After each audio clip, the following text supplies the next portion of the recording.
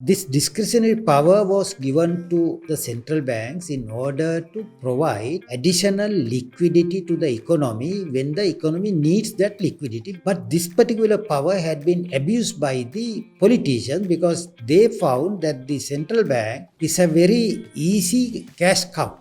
They can always, milk the central bank in order to provide expenditure programs for the government.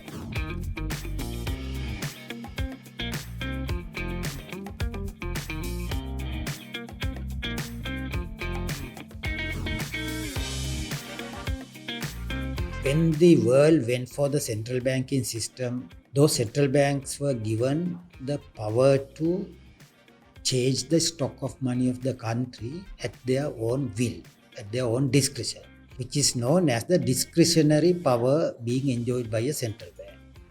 They can do so because the central banks can always print new money just by making a book entry with having a small amount of capital or foreign reserves to back the money that they have issued. So as a result, modern central banks are growing like an inverted pyramid.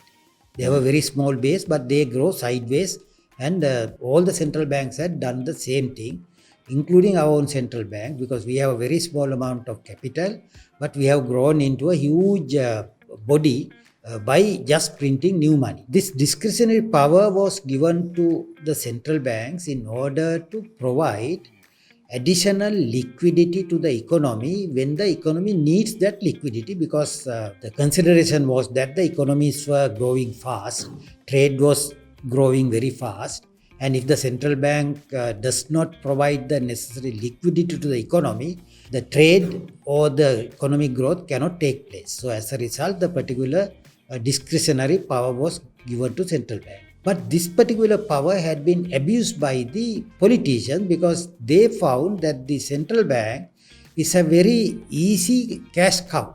They can always, milk the central bank in order to get the necessary milk in order to provide expenditure programs for the government. That had been done in Sri Lanka throughout its post-independence history. So as a result, our money supply has grown much more than the real economic growth and the real liquidity requirements of the economy. And finally, what we have happened is that our inflation rate has risen. If somebody calculates the value of the money in 1952, we had this Colombo Consumers Price Index introduced to Sri Lanka. Value of 100 rupee in 1950 is now worth only a fraction of a cent in, say, April 2022. Sure. So because of that reason, people have lost the real value of the asset that they are holding.